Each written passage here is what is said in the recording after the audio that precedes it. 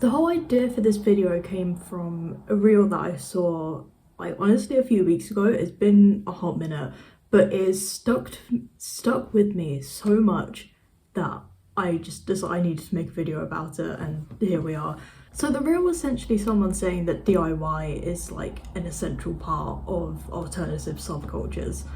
That like basically a big part of alt spaces is rejecting consumerism and like embracing self-made self-expression. Therefore, you can only have like a truly alternative wardrobe if you kind of like slowly consume things and personalize stuff through DIY.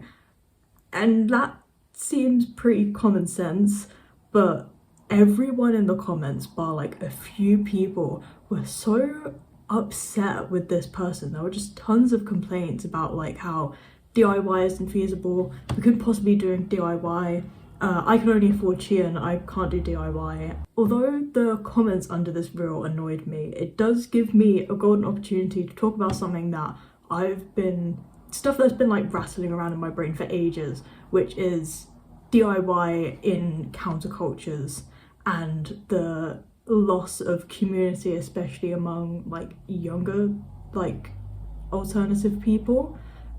Because this is stuff that I haven't seen anyone talk about. So I think it's important to realise that DIY is and has always been a massive part of alternative subcultures. Like, alternative subcultures originate from people who didn't have access to things that privileged people had. So this kind of involved not only like making their own music, but making their own merch for those bands, making their own artwork. And yes, this does also include like DIYing fashion. And the act of DIY itself is countercultural. It's an act of counterculture because it's a rejection of this like consumerist culture and this capitalist hellscape that we live in right now. And that's part of the reason why the commercialization of punk and other alternative subcultures, but like especially punk, is so damaging, because it's not made to be marketable. It's made as like part of the whole thing is a direct rejection of capitalism. And also, when people talking about like DIY, they're more talking about like music than clothes, but like that aspect is still important. The DIY aspect is like most visually and like aesthetically obvious and stuff like crust punk, but I think people forget that like when subcultures were starting, it wasn't like people were buying studded leather jackets from like H&M and shit. Like, people were doing that stuff themselves, and people were doing that stuff because it was a genuine reflection of their beliefs, of their ideals. So if DIY is such a big part of these subcultures, why are there so many younger people who seemingly don't want to engage with DIY? In my opinion, I think the problem, as with many things, is the internet. I think social media can be good for alternative subcultures. Like, it gets more people into them, it's a good way to share local gigs. I mean, I literally wouldn't have had the idea for this video if I didn't see that reel. So obviously social media, like, it can be useful. But I think social media, for lack of a better term, has decentralize a lot of alternative spaces. First off, by disconnecting the subculture from local communities, it discourages people from acting on the stuff that actually makes subcultures more than just aesthetics. And this is something that I'll circle back to later. But second, social media is about marketing yourself, right? So complex subcultures with their history and their politics just get reduced to purely aesthetic. Like, people no longer think that to be a part of a subculture, I need to be like involved in my local scene. They're thinking, to be a part of this subculture, I need to wear a certain costume. And all of this happens because the aesthetics of alt subcultures are being commercialized.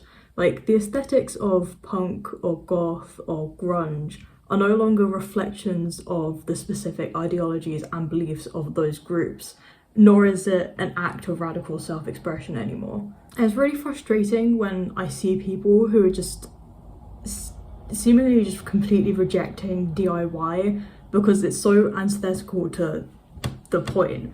Fashion is a form of self-expression, and part of the reason why the fashion industry is so big is because it promises people like a way to express their individuality. The whole promise of marketing behind like the fast fashion industry is that it promises you that you'll be able to show people how insert characteristic you are by buying clothes. And this is how fast fashion gets so big, because a person who wants to feel different, who wants to display their individuality and feel unique, are going to be encouraged to use trends to do that. And like, I'm not like calling anyone out. Trying to figure out who you are is difficult at the best of times, let alone how the current political climate is right now. But someone who is uncertain about who they are encouraged through like marketing to cover that all up by purchasing another lifestyle via purchasing clothing, and they can do that fast. And that's the reason why we've seen the rise of aesthetic whores on social media. People want to be able to take on the persona of someone with the characteristics they want to have. For example, the clean girl aesthetic is used to communicate that a person is put together, healthy, productive. People who take on that aesthetic want to communicate that they're the kind of person who are gonna get up at like 5:30 to make green smoothies before they go to their Pilates class with their matcha lattes, you know? Like, even if the person taking on this aesthetic isn't actually doing those things, they choose this aesthetic at least in part because of the lifestyle it's communicating to other people. And social media ties together clothes and that lifestyle. You don't really see like goths, for example, in these clean girl TikToks, because even though there are like plenty of goths that do all the stuff that I've listed, the marketing, because it is marketing, even if it's individuals making them, it's still to push products. But the marketing is saying that you have to wear this for this lifestyle. And when that lifestyle doesn't stick, because you're not going to be magically more productive if you're wearing athleisure, and the novelty wears off, then you can just chuck all those clothes and move on to the next aesthetic, whatever the fuck, like Mafia Wife or fucking, what was it, like Coastal Grandma and shit. Like obviously they're also aesthetics, but they're also trying to sell a personality. And that's the reason why trinkets and keychains are really in right now. A trinket on your bag or like a selection of keychains is there to communicate that like, I'm unique, I have interests, I'm an individual. It's a way to separate yourself from other people who are all buying the same thing. And like, it's okay if you genuinely liked a thing before it got big. I'm not gonna like hate on someone who genuinely liked Labubu's before they exploded. But there is a big difference between buying a popular thing because you just so happen to like that thing, or buying a thing because you feel like you have to. It's no secret that we need to be reducing our consumption, and part of the way that we do that is analysing why we feel like we need to consume. And again, stuff like keychains and trinkets are a way to communicate to other people that you have a personality, essentially. But at the end of the day, someone who develops their personality based on consumption doesn't really have a personality at all. I'm not trying to attack people who express themselves through clothes or through putting fun trinkets on their bags. I mean, I'd be the biggest hypocrite in the world if I said that. If you saw my old room tour, you would see the amount of trinkets I have. But you can't build a personality by buying things. I'm not blaming anyone for consuming. This issue is about capitalism as a system and not individuals. Part of late stage capitalism is discouraging people from being individuals by promising that instead of actually working to better yourself, you can best yourself by buying more.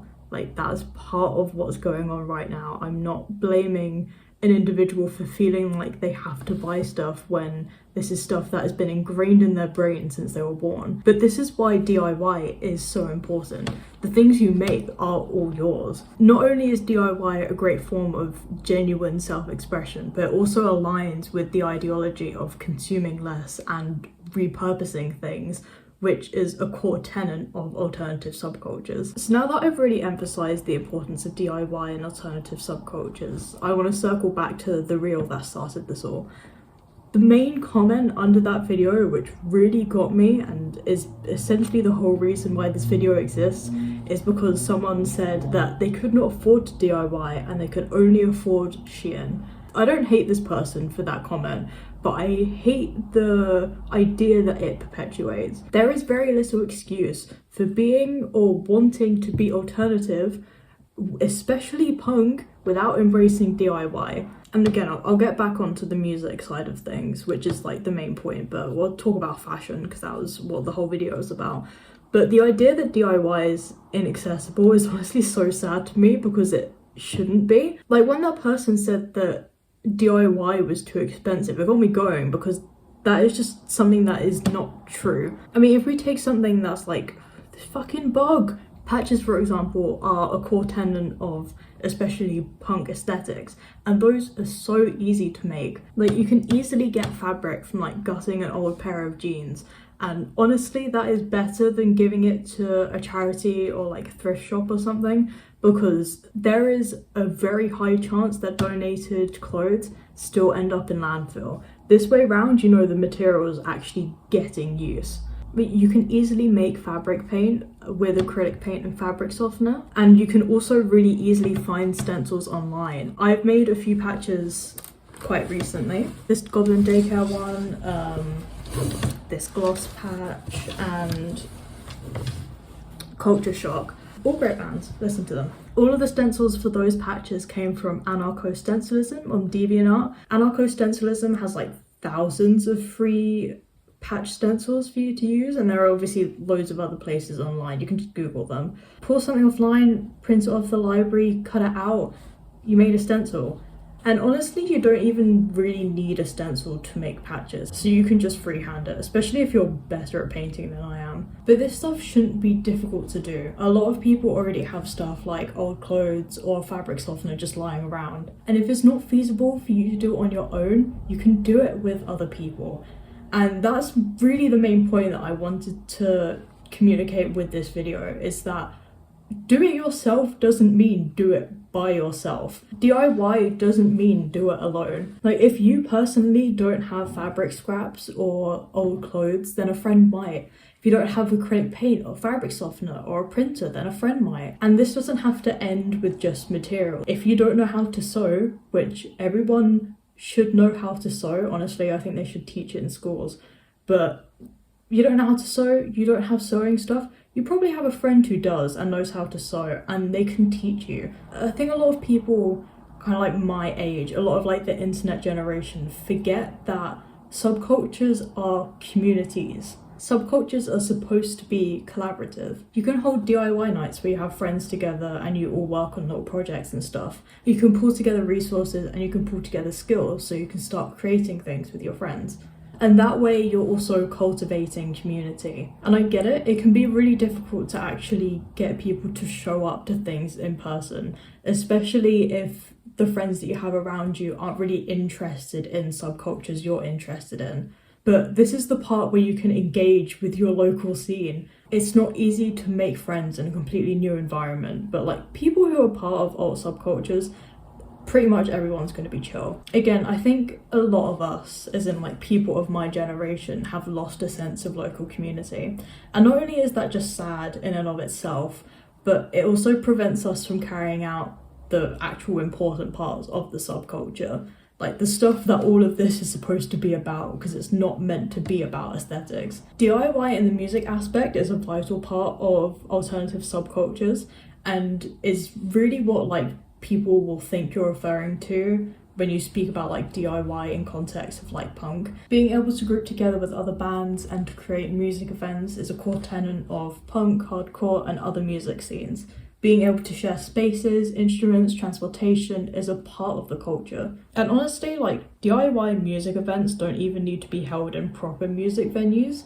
Where I am, there are actually like music spaces that host alt events, but I know people just like hold shit in their house. My first DIY gig was literally in a cricket club hall, and this is the kind of stuff that like we should be focusing on when it comes to DIY in alternative subcultures. Like if you consider yourself alternative, you probably also consider yourself a leftist, and if you don't, you should probably be paying more attention to the lyrics you're listening to. So if you are / want to consider yourself alternative, you should be politically active.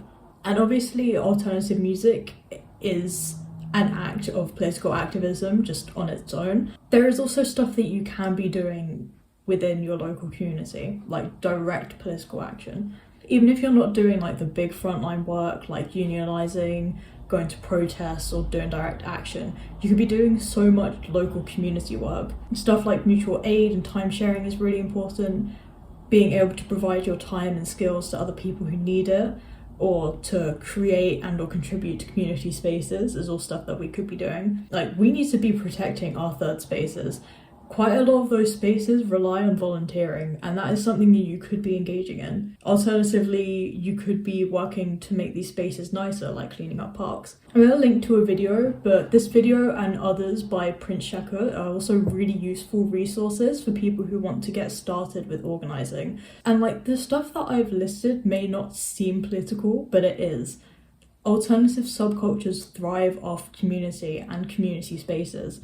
And to have a good local community, you need to be engaged in it.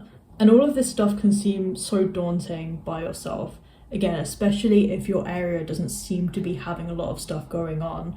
There isn't already some kind of non-profit which you can work with, and you have to start being that change.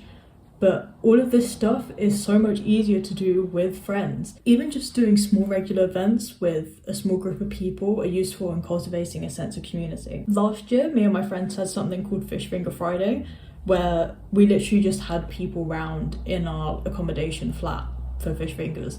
And even though that is something so small, it encouraged people to get off their phones, start connecting with other people, and it's also a useful way for people who were less financially stable to still get a good meal and still have a good time, because everyone was pulling in either money or just outright buying things, like buying food or buying drinks. But for things to actually happen in a local scene, music-wise and politics-wise, we need to get offline and actually start to engage with the people around us. Like, even if you're not going to do anything politically, the very base level, engaging with your local community for DIY in terms of music is an important tenet of music subcultures. And at the end of the day, the clothes are not important. DIY is about community, especially when we're talking about music. And I think a lot of us young'uns, we need to start re-emphasizing community in our lives, especially local community. I think this all links back to the internet. The internet is where a lot of us started engaging with alternative subcultures in the first place, especially if you live somewhere that's not in a city that doesn't have a lot of alternative people who are open and visible in your area. Kind of a lot of people picked up the music, the ideas, the aesthetics of alternative subcultures by seeing people online. And I think especially TikTok, but I say I think because I don't have TikTok, and I will never get TikTok because it will rot my brain, and my brain's already rotted enough, we don't need more of that. But when I started writing up my ideas about this topic, this was before the new Online Safety Act, which is currently causing everyone problems. But I think now more than ever, there is a desire among people my age to disconnect from the internet and start reconnecting with people in person. And a great replacement for online spaces are real world spaces. I know the internet is technically considered a third space, but it's a shit one if we're being honest. And we'd all be less lonely and better people if we engage with the people around us more. We can all feel really put down by the weight of everything that's happening, but actually doing things about it, even if it's a really small local level, that is still important. There is very little replacement for actual real world connections. If the internet was a good enough substitute for real world connections, we would have been fine during COVID. If you're younger and you want to engage or you want to be part of an alternative scene, get offline. With all music subcultures, you don't need to look a certain way to be a part of that subculture. All of the aesthetics are a product of the ideology and the values, not the other way around.